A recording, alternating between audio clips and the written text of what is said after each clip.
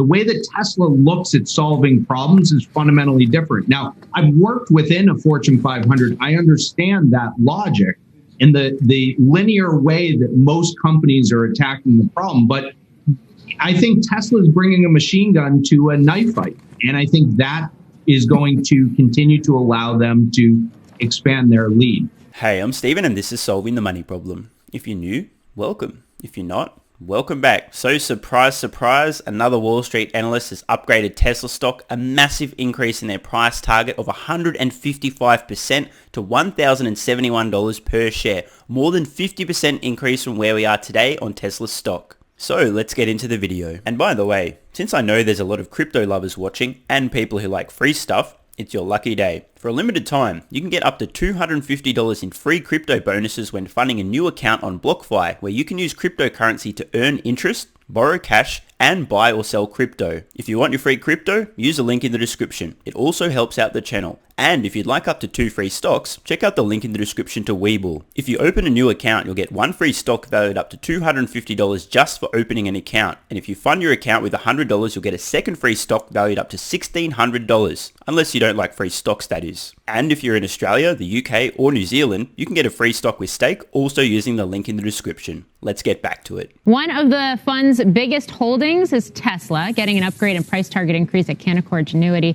You can see shares there up 3.5%. Jed Dorsheimer is the analyst who made that call, and he joins us now. Jed, thanks for being on. Thanks for having me. Why the upgrade today?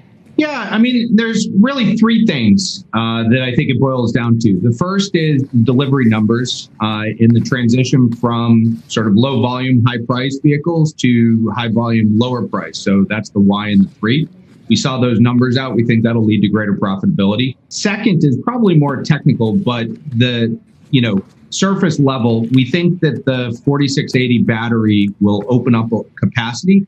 And that'll drive into the solar and storage market, mainly on the storage side of things. And the third is really the effect that we can only compare to Apple in terms of the brand value that Tesla's driving in the energy market. And so we think that they're doing the same thing and that that's going to resonate and has a logarithmic benefit versus a linear that the competitors are taking. So those would be the 3 things. So the 3 key catalysts behind this price upgrade on Tesla stock, effectively they've got a very strong brand and they can cross-sell products.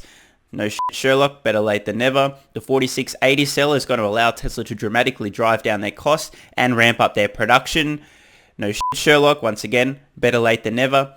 And the big one, Tesla blowing away Wall Street analysts' expectations for deliveries once again. And this is a recurring theme that we'll continue to see into the future. I've been talking about this whole concept of analysts waking up, Tesla blowing them away with their quarterly results again and again and again, analysts taking a second look, upgrading after they're surprised, and this domino effect continuing on and on and on. Well, I have news for you, ladies and gentlemen. This will continue for many years to come. I don't see anybody. I mean, look, let's be honest. Tesla is doing some astonishing things. They're growing at a ridiculous rate. No one has ever seen anything like this before. Most Wall Street analysts would rather err on the side of being a little bitch. Being cautious because they don't trust their own research, or they just cannot possibly believe a company could scale their production as fast as Tesla is and will continue to do. So mark my words. Each quarter, Tesla blows analysts away. Each quarter, analysts take a second look and go, holy shit, they delivered more vehicles than I thought, better upgrade the stock. Then the next quarter, the same thing happens. Eventually the stock market will get it. But I honestly believe it's going to take a few more years till Tesla's delivering millions of vehicles per year, growing production capacity at millions of vehicles per year, and analysts on Wall Street are finally realizing, oh shit, they actually are growing over 50% per year. How? Okay, I want to go back to the solar and home energy market piece of this. I mean, Tesla acquired SolarCity a couple years ago. It wasn't a focus for investors. It didn't seem to be a part of the business that was getting much attention within the company either. You mentioned Apple. The fact that they did just ink this deal with Apple, do you see that as a tipping point for this piece of the Tesla pie? Well, if you notice today, they actually just added a utility section on their website. Technically, this is actually untrue. Tesla has long had a dedicated utility section on their website, but they have upgraded it very recently. Let me know in the comments below if you guys would like me to do a deep dive on Tesla's utility business. That includes their grid scale Megapack, auto-bidder software, which is able to power virtual power plants, and a bunch more. I think that this is going to be an area of focus. Now, they can't focus on this area, at least on the energy storage side, unless you have ample capacity. And so if you look at the all of the capacity has been going to the vehicles, Model S, X, 3, Y. And as they open that up, we think this is going to be another leg to this stool.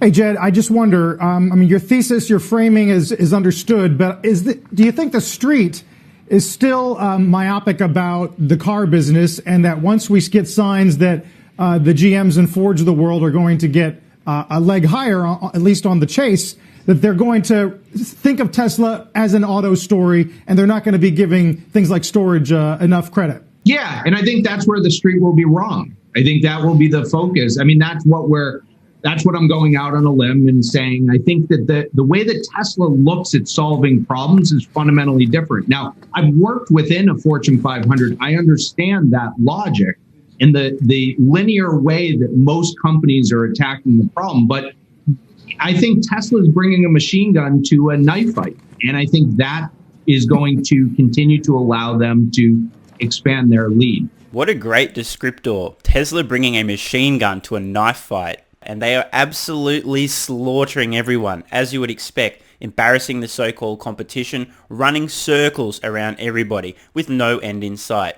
Now, Tesla's intention isn't to destroy other companies, but it is a side effect, some collateral damage, by the fact that they're pushing the industry in the direction they're moving and dragging everyone along with them. There's going to be a lot of collateral damage, a lot of fallout, a lot of slaughtered companies as a result of Tesla. But that's not their goal. They're not trying to kill these companies or put them out of business. They're just trying to make the most compelling products possible. And they're so successful at doing this that nobody can catch up. Have you factored in possibility of infrastructure spending here in the U.S. and what that could mean for the company? Or would that just be an added bonus to your thesis right now? Yeah, it's hard to say that that's parsed out. I mean, I think that would be an added bonus.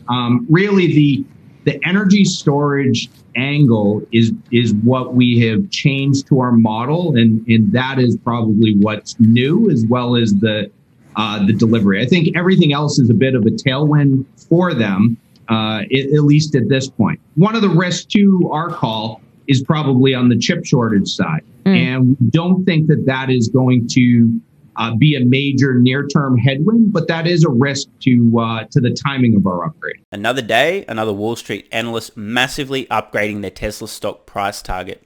I'm not surprised, and as I mentioned, you'll expect to see a lot more of these in the coming days, weeks, months, and years, until Wall Street actually accepts that Tesla's going to grow faster than any company of this size has ever grown before, and do so consistently over a sustained period of time. You're going to see analysts being surprised quarter after quarter at how on earth Tesla managed to deliver more vehicles than they were expecting again and again and again. At this point in time, I haven't seen a single analyst on Wall Street who's expecting as many deliveries as I am for Tesla in the full year 2021. Not even the most bullish. Now, I don't actually believe I'm a deluded Tesla fanboy. I've looked at the numbers, I've looked at the rates of ramping, I've factored in things like increasing volumes from existing factories due to reduction of parts and processes from things like the gigantic casting. I've actually thought about this in detail. I'm at around 1 million, give or take about 50,000 units, maybe even more depending on how quickly or slowly Austin and Berlin ramp. Wall Street analysts are way below this number. So my prediction, we're going to see upgrade after upgrade after upgrade after upgrade throughout the rest of this year, with Wall Street consensus delivery estimates for Tesla ultimately ending up somewhere around 950,000, maybe even 1 million vehicles. I could be wrong, but if I am, that just means that the analysts are going to have dramatically underestimated how many vehicles Tesla delivers in the full year, because I'm standing by my estimate. Worst case scenario, 940,000. Best case, about 1.1 million vehicles delivered in the full year. Wall Street's way off the mark here.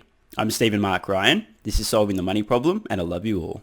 And don't forget, if you'd like up to $250 in free crypto bonuses with BlockFi, use the link in the description. You can also get 2 free stocks with WeBull and a free stock with Stake, also linked in the description. Thanks so much for watching. Let me know your thoughts in the comments below. And of course, if you have any ideas for future videos, let me know. I read all your comments. P.S. If you're still watching, you're awesome. If you'd like early access, exclusive videos, regular Q&As, our private Discord server and more, consider supporting the channel at patreon.com/solvingthemoneyproblem so I can keep creating content for you guys. There's a link in the description. You can now also become a member of the channel for some exclusive perks. To learn more, click the join button next to subscribe. And don't forget to check out our merch store. Either way, the best form of support is you being here and watching, so thanks again.